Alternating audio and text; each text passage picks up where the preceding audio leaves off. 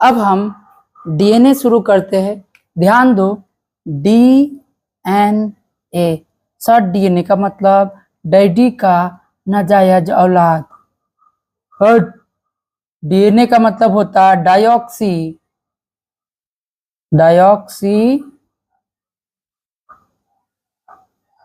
Ribose nucleic acid. आज तुम लोग डीएनए को पूरा एकदम उधेड़ के रख देगा, इसलिए अच्छा से देखते रहो। इसको हम लोग डीएनए को क्या कहते हैं? Deoxy ribose nucleic acid. What is the full form of DNA? Sir it's deoxy ribose nucleic acid. Yes, got it. Now DNA is made up by two things. DNA कितना चीज से मिलके बना होता है जी? दो चीज से मिलके बना होता है। पहला को हम लोग बोलते हैं nucleoside.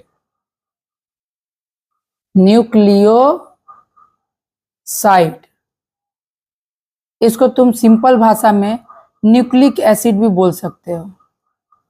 Nucleic acid. Sir acid क्या होता है? एसिड वो होता है जिसको खाने पे खट्टा लगे। इमली चाटो खट्टा लगेगा, एसिड है। दही चाटो खट्टा लगेगा, एसिड है। समझ में आ रहा है? बैटरी के पानी चाटो खट्टा लगेगा, एसिड है। खत्म हो जाएगा, एक के बार में चल जाएगा, कोशिश मत करना, ठीक है। नेचर वाला एसिड सब खट्टा लगता है। सिंथेटिक जिसको बनाया जाता है वो सब एसिड खतरनाक होता है। मुंह पे फेंकता, देखता कितना खतरनाक हो जाता है, बहुत डेंजर होता है। पढ़ाएंगे साइंस में, इसलिए इधर देखो। तो डीएनए दो चीज से मिलके बना होता है जी। एक तो बना होता है न्यूक्लिक एसिड से और दूसरा बना होता है फॉस्फेट से।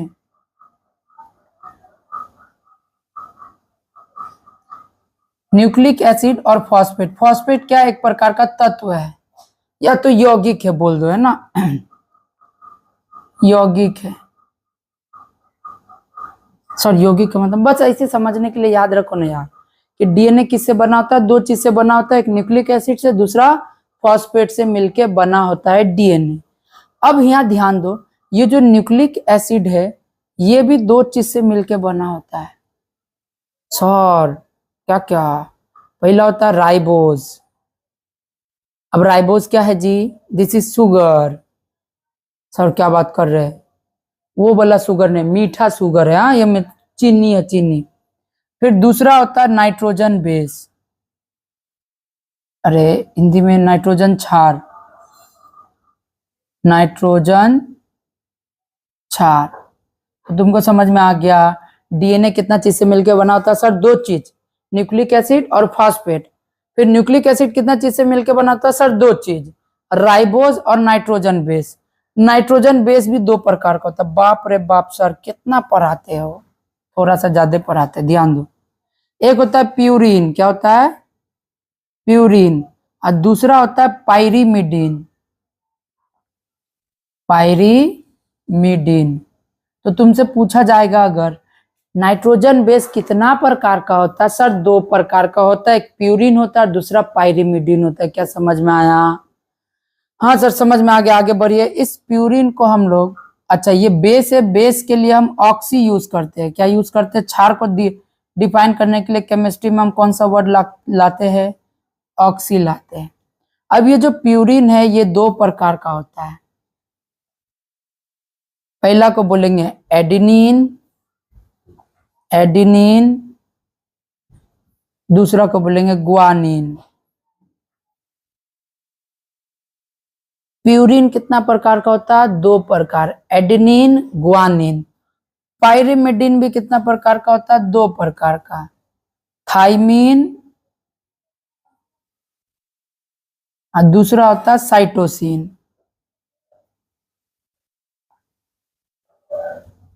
क्या समझ में आ गया? सोचो, एडिनिन को हम ए से लिखे थे अभी थोड़ा देर पहले। हाँ सर अब समझ में आ गया। ग्वानिन को जी से लिखे थे थोड़ा देर पहले। थाइमिन को टी से, साइटोसिन को सी से। क्या समझ में आया? अब देखो, एडिनिन और थाइमिन में तुमको हम बताए थे, एडिनिन और थाइमिन में डबल बॉन्ड होता है, ग्वानिन और साइटोसिन में ट्रिपल बॉन्ड होता है। भी एक ट्रिक बताए। अबे गधे तू सुन। सॉरी, तो एडेनिन और साइटोसिन, एक मिनट, सॉरी थोड़ा सा इधर में माहौल गर्म हो गया है, कोई बात नहीं, समझने का कोशिश करो। अगर साउंड आ रहा होगा तो कान बंद कर लो, इधर कान ध्यान दो, ठीक है। तो अब ध्यान दो, हम अभी जस्ट बताए कि डीएनए दो चीज से मिलकर बना होता है, न्यूक्लिक एसिड और फॉस्फेट से। फिर न्यूक्लिक एसिड भी दो चीज से मिलकर बना होता है, एक राइबोस शुगर, ठीक है, दूसरा नाइट्रोजन बेस। फिर नाइट्रोजन बेस भी दो टाइप का होता है, एक होता है प्यूरिन, दूसरा होता है पायरिमिडीन। अब बेस है इसलिए इसके जगह में ऑक्सी लगा है। अब देखो ये प्यूरिन भी दो प्रकार का होता है, एडेनिन, ग्वानिन।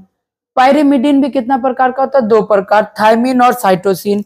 अभी जस्ट तुमको हम बताए कि ये एडेनिन और ये थायमिन में डबल बॉन्ड होता है, और ये ग्वानिन और ये साइटोसिन में क्या होता है, ट्रिपल बॉन्ड होता है। क्या समझ में आया बात? ये चारों को हम लोग बोलते हैं नाइट्रोजन बेस। तो इस प्रकार से टोटल नाइट्रोजन बेस कितना हुआ, 4 नाइट्रोजन बेस हुआ। लेकिन रियलिटी में नाइट्रोजन बेस कितना प्रकार का होता है, 2 प्रकार का होता है। सर बेस का मतलब, क्षार का मतलब कसैला, फेना निकले, जहर पी लो, पेट में कुछ होचपोच होगा, मुंह से फेना निकलेगा, मतलब समझ जाओ वो क्या है, नाइट्रोजन है, सॉरी बेस है, क्या है, क्षार है। सरफ घोलो, झाग निकलेगा, वो क्या है, क्षार है। तो उसी प्रकार डीएनए में भी कितना प्रकार का क्षार पाया जाता है, 4 प्रकार का, एडेनिन, ग्वानिन, थायमिन और साइटोसिन। क्लियर हुआ बात, समझ में आया? अब ध्यान देना, ध्यान देने वाला बात यह है कि ये जो, अच्छा सबसे इंपॉर्टेंट बात, ये नाम आया कहां से बोलो तो ध्यान देना, ठीक है। ये नाम आया क्या, डाईऑक्सी। कई गो नाइट्रोजन बेस है, 2 गो बेस है, एक ये और एक ये, तो 2 गो को हम लोग पढ़ते हैं डाई, क्या पढ़ते हैं, 2 गो है इसलिए डाई ऑक्सी, ऑक्सी मतलब क्षार, डाईऑक्सी। कैसा शुगर, राइबोज, और कैसा एसिड, न्यूक्लिक एसिड। तो डीएनए का नाम क्या है, डाईऑक्सी राइबोज न्यूक्लिक एसिड। क्या समझ में आया बात? हाँ सर आ गया। ध्यान दो, जैसे कि हम अभी तुमको जस्ट एक स्ट्रक्चर दिखाए हैं, वो ऐसे करके दिखाए, बस देखते रहना, आराम से देखते रहना, सुनते रहो, बस मस्त बैठ के, 2 3 2 3 2। अच्छा एग्जैक्ट बनाना जरूरी नहीं, बस भावनाओं को समझो, वर्ड्स पे मत जाओ। तो ध्यान दो, यहाँ पे तुमको मिल रहा था adenine, thymine, guanine, cytosine, adenine, thymine, guanine, cytosine, adenine, thymine, guanine, cytosine, adenine, thymine, guanine, cytosine. यही तो मिल रहा था ना जी, मिल रहा था कि नहीं? हाँ हाँ मिल रहा था। देखो ध्यान से, सबसे जरूरत बात क्या है कि ये जो थायमिन तुमको दिख रहा है यहां से, इसको हमको मन कर रहा हटा देने का।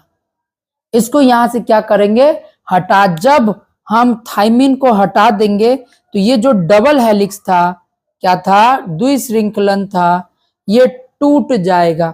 कैसे टूटेगा, ध्यान दो, ये एगो हेलिक्स ऐसे बन जाएगा। दिख रहा है कि नहीं, बोलो बोलो। थोड़ा सा आस पड़ोस से माहौल का भी आवाज आ रहा होगा, कोई बात नहीं, सुनते रहो, दोनों तरफ का मजा लो। तो ये देखो ध्यान से कि जब हम देख रहे हैं कि वो जो एडेनिन थायमिन था, वो जब हटेगा तो थायमिन के जगह में आएगा यू वाला चच्चा। कौन वाला आएगा, यू वाला। क्या होता है यू, बाद में। तो एडेनिन और थायमिन के जगह यू हो जाएगा। ग्वानिन और साइटोसिन ठीक है, एडेनिन, थायमिन, थायमिन के जगह यू आ जाएगा, adenine U, guanine C, adenine U, guanine C, adenine U, guanine C. क्या लॉजिक समझ में आया?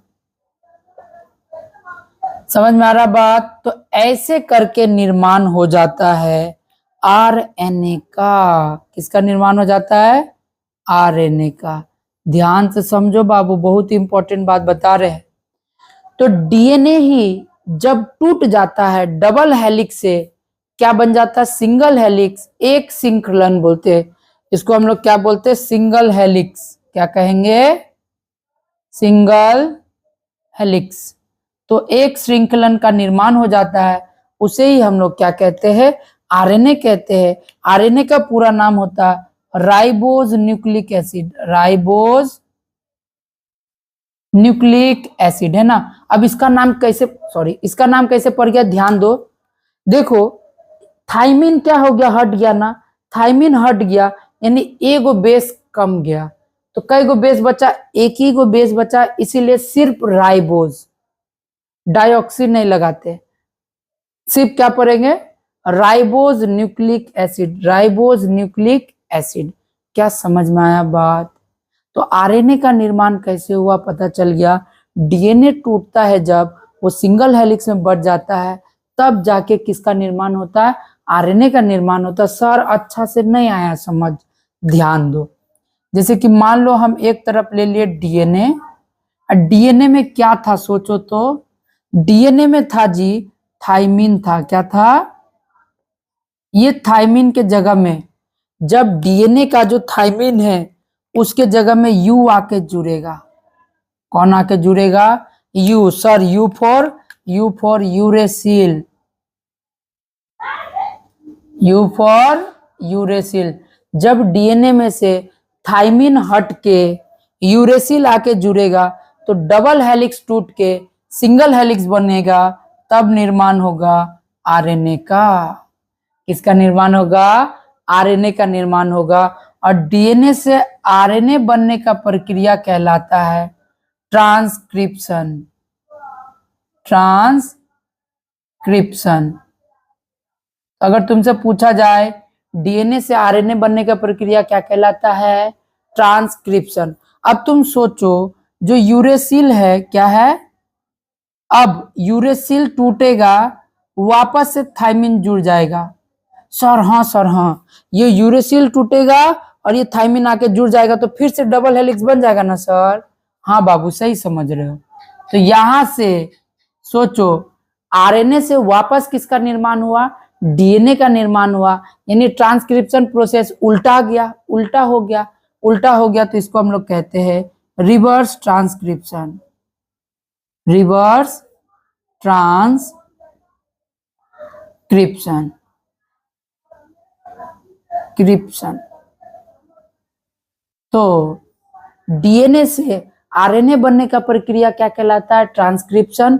कैसे होता है अब तुम बना के लिखेगा अच्छा से, वह प्रक्रिया जिसमें डीएनए का थाइमिन 4 हट के यूरेसिल जुड़ जाता है, जिससे डबल हेलिक्स टूट के सिंगल हेलिक्स में तब्दील हो जाता है, तब जाके आरएनए का निर्माण होता है। उस प्रक्रिया को ट्रांसक्रिप्शन कहते हैं। रिवर्स ट्रांसक्रिप्शन उल्टा लिख देंगे, यूरेसिल हट के थाइमिन जुड़ेगा, उसको वापस डीएनए का निर्माण होगा डबल हेलिक्स बन के, उसको हम लोग क्या कहेंगे, रिवर्स ट्रांसक्रिप्शन। अब कभी कभार क्या होता है, डीएनए को मन करता है वापस डीएनए बना देता है। क्या बोले, डीएनए से वापस डीएनए बन जाता है। सर कैसे बनता है बताइए ना। देखो ना तुम्हारा पापा का डीएनए तुम्हारे वो अंदर में डायरेक्ट आ गया कि नहीं आया, एक तुम्हारा पापा का डीएनए से दूसरा तुम्हारा डीएनए आ गया, तो डीएनए से डीएनए का निर्माण हो गया। This is called replication. क्या बोलते हैं, रेप्लिकेशन। तो डीएनए से डीएनए बनने का प्रक्रिया क्या कहलाता है, रेप्लिकेशन कहलाता है। अब वापस में आ जाओ, आरएनए फिर क्या काम करना शुरू करता है, प्रोटीन का निर्माण करना। आरएनए क्या करता है, प्रोटीन बनाना शुरू करता है। हमारे शरीर में डीएनए भी मौजूद है, डीएनए में टूट जाता है डीएनए और आरएनए का निर्माण होता है, तब जाके हमारा शरीर में प्रोटीन बनता है, तब जाके हम लोग का बॉडी उडी दिखाई पड़ता है। प्रोटीन से शरीर फैलता है, शरीर बनता है, मांसपेशी का मतलब ज्यादा होता है। तो अब आरएनए से प्रोटीन बनने का प्रक्रिया कहलाता है ट्रांसलेशन। क्या कहलाता है, ट्रांसलेशन। क्या समझ में आया, बोलो बोलो। अब देखो ध्यान से, पूरा होल प्रोसेस समझ में आ गया, इधर का समझ में आ गया। अगर ना आए समझ में कमेंट जरूर करना, ठीक है। अब आगे बढ़ो, थोड़ा सा टॉपिक ध्यान देना। एक तरफ लिख रहे डीएनए, अब इसको तुम अंतर समझो या डिटेल नोट समझो, तुम्हारा मन है। अब देखो एक चीज याद रखो यार, हम समझाने पे ज्यादा बिलीव करते हैं, नोट्स, यही तो नोट्स है। नोट्स का मतलब क्या होता है? प्रिसाइज, कम में, बहुत चीज कम में। अब तुम सोचोगा कि सर नोट्स क्या होता है, भर भर के दे दीजिए, किताब लिख दीजिए ग्रंथ। नोट्स नहीं, वो रट्टू तोता वाला केस हो गया।